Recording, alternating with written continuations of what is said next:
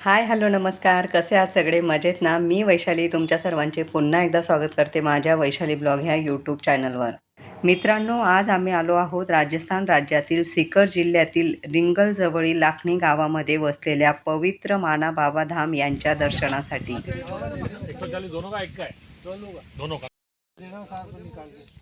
साफ करके निकाल करना है क्या? अंदर साफ में पकड़ में देंगे। मित्रांनो, तुम्हाला प्रश्न पडलाच असेल की आम्ही झाडू का घेतला असेल.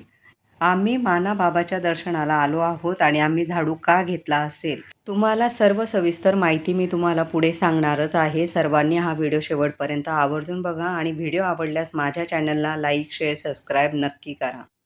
मित्रांनो, हे मंदिर श्रद्धा, भक्ती आणि मन शांतीचे केंद्र मानले जाते. येथे दररोज अनेक भाविक मानाबाबाच्या दर्शनासाठी आणि आशीर्वाद घेण्यासाठी लांबून लांबून येतात. आत्ता आम्ही मानाबाबाच्या मंदिराच्या पवित्र परिसरामध्ये प्रवेश केला आहे. मंदिराची शांतता आणि भक्तिमय वातावरण मनाला प्रसन्न करणारे आहे. मंदिराचा परिसर खूपच मोठा आहे. तुम्ही बघू शकतात मित्रांनो, मंदिराचा परिसर किती सुंदर दिसत आहे आणि समोरच आपल्याला मानाबाबाचे खूप भव्य असे मंदिर सुद्धा दिसत आहे.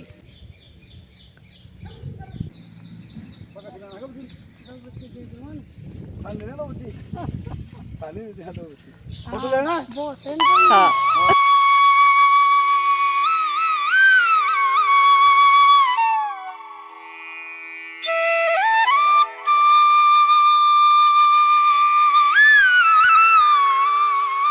आता आम्ही मानाबाबाच्या मंदिराजवळ येऊन पोचलो आहोत. आता आम्ही मंदिरात जाऊन सर्वात आधी मानाबाबांचे दर्शन घेणार आहोत.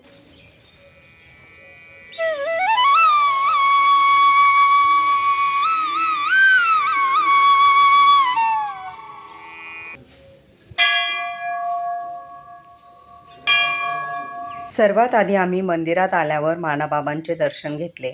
सर्वांवर आपली कृपादृष्टी सदैव राहो. जय मानाबाबा महाराज की जय हो. मित्रांनो, समोरच आपल्याला मानाबाबा महाराजांच्या मूर्तीचे दर्शन होत आहे. मानाबाबा महाराजांचे मंदिर खूपच छान आहे आणि आतून पूर्ण काचेचं बनवलेलं आहे. तुम्ही बघू शकतात मित्रांनो, मंदिर किती सुंदर बनवलेलं आहे आणि समोरच आपल्याला मानाबाबा महाराजांच्या मूर्तीचे दर्शन होत आहे. मित्रांनो, तुमच्या मनात प्रश्न होता की आम्ही सुरुवातीला झाडू आणि नारळ का घेतली होती. मानाबाबाच्या ह्या मंदिरामध्ये वांगी आणि झाडू अर्पण करतात आणि ह्यासोबतच नारळ, नैवेद्य आणि निशाणी चढून पूजा करतात. म्हणून आम्ही देवाला अर्पण करण्यासाठी झाडू आणि नारळ सोबत घेतले होते. आपण देवाला अर्पण करण्यासाठी आणलेला जो झाडू आहे, त्या झाडूची मंदिरात आल्यावर पूजा करायची आणि पूजा करून झाल्यानंतर आपण स्वतः आपल्या मनाची इच्छा बोलून त्या झाडूने मंदिरात झाडू मारायचा आहे, अशी मान्यता आहे. ये है नारियल तोड़ने का मशीन। देखो नारियल तोड़ने का मशीन है ऐसे हुआ। टूट गया नारियल. ये टूट गया नारियल। अरे वा वा वा, मस्त मस्त. मानाबाबाचं दर्शन करून झाल्यानंतर आता आम्ही इथे नारळ फोडून घेतलेला आहे. तुम्ही बघू शकतात मित्रांनो, नारळ फोडण्यासाठी किती सुंदर अशी मशीन देखील इथे आहे. नारळ फोडून झाल्यानंतर या ठिकाणी नारळाचा प्रसाद भोग म्हणून लावला जातो. मित्रांनो, हे मंदिर नवसाला पावणारे आणि चमत्कारिक मंदिर आहे. येथे मनापासून मागितलेल्या प्रत्येक इच्छा पूर्ण होतात, अशी भाविकांची श्रद्धा आहे.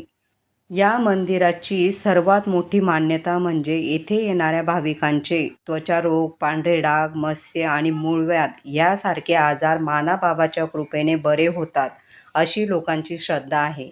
आपले त्वचारोग बरे करण्यासाठी खूप लांबून लांबून भाविक ह्या मानाबाबाच्या दर्शनासाठी इथे येतात. आपल्या मनातल्या इच्छा पूर्ण झाल्यावर भाविक या ठिकाणी वांगी आणि झाडू अर्पण करतात आणि त्यासोबतच नारळ, नैवेद्य आणि एक निशाणीसुद्धा चढवून पूजा करतात. म्हणून मानाबाबा महाराजांना नवसाला पावणारे आणि चमत्कारी बाबा असे म्हटले जाते.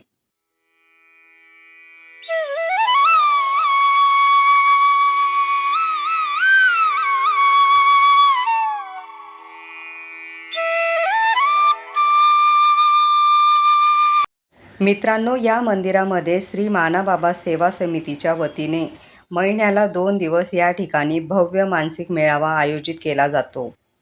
या मेळाव्यामध्ये भजन, कीर्तन, हवन आणि मूर्तीला फुलांनी शृंगार केला जातो. मूर्तीला खूप छान असं सजवलं जातं.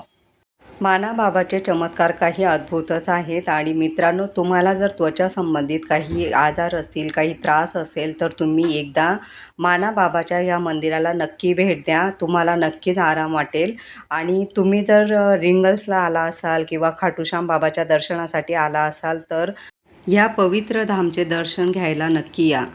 लाखणी गावामध्ये वसलेले हे पवित्र मानाबाबाचे धाम खरंच खूपच छान आहे आणि दर्शन घेऊन आम्हाला खरंच खूपच छान वाटत आहे. मित्रांनो, तुम्ही देखील एकदा नक्की भेट द्या.